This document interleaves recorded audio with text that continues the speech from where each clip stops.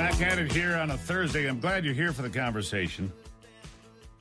You know, there's a lot going on at the state government level and a lot of questions throughout this pandemic and different things. My next guest has been involved on the front line, Senator Ed McBroom here. He is the Senate Oversight Committee Chair.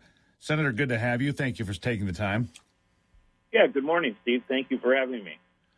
Obviously, there's a lot of discussion at the federal level about H.R. 1 and SB 1, which would, in effect, gut elections in many ways and federalize them and force states like Michigan to put out drop boxes 45 days in advance, require us to do all the things that I think were bad ideas in 2020 and memorialize them permanently, accept ballots 10 days after the election's over, reduce the kind of security we have with voter ID, and a lot of other things. So you guys are moving to introduce and modernize and secure the state's elections. What are you doing on the state side that they're not looking at on the federal side?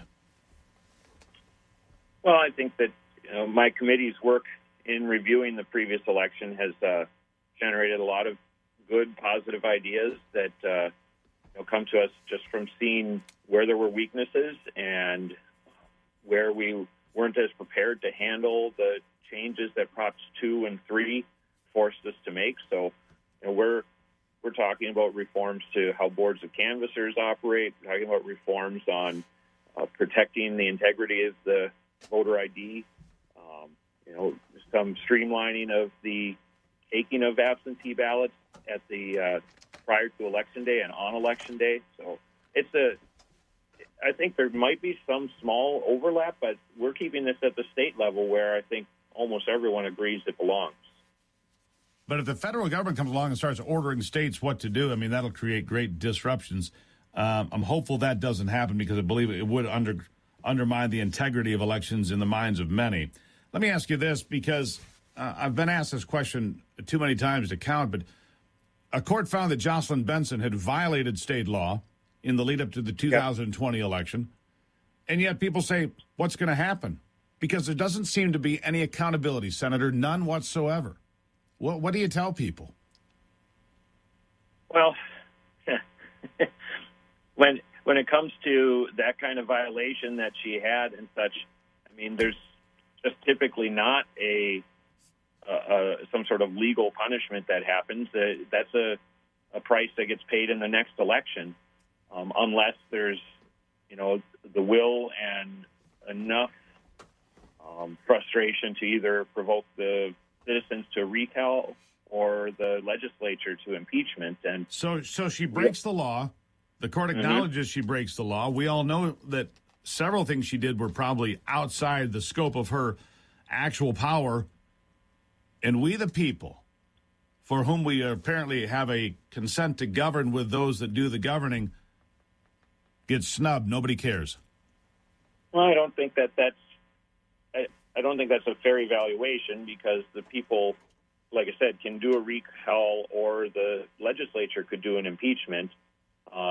But since when does that start? The crime here isn't a crime necessarily that you can prove was intent. I mean, it was potentially just a misapplication of how the law worked. It's not saying that you can just automatically say, well, somebody needs to be whipped for doing this the wrong way. The irony would be that, across Michigan and Pennsylvania and Wisconsin, what a coincidence. All of these Democrats, made the same innocent mistake. Yes, they're using the system. I'm not and abusing it. But, I mean, in this country, when elected leaders do that, then we punish them in the next election. Is the most common way we get the punishment meted out. Generally, if a citizen, if I were to break the law, I don't get to wait till the next election and have somebody vote on whether or not I broke the law. There's usually ramifications tied to that. And that's why people get angry. They feel there's a double standard. And I'm not saying it's your fault. You didn't build the law the way it is, I don't believe. But the fact of the matter is that's why people are so angry and fed up with all of it, because they see that things were done wrong. They see that the law was broken, and nothing ever comes of it. There is no ramification for it. They know that Governor Whitmer has overstepped her bounds as governor, abused her executive privilege and her power during the pandemic, and yet she vetoes this bill aimed at limiting the health department's emergency powers She vetoes other bills that would have, protected people in nursing homes.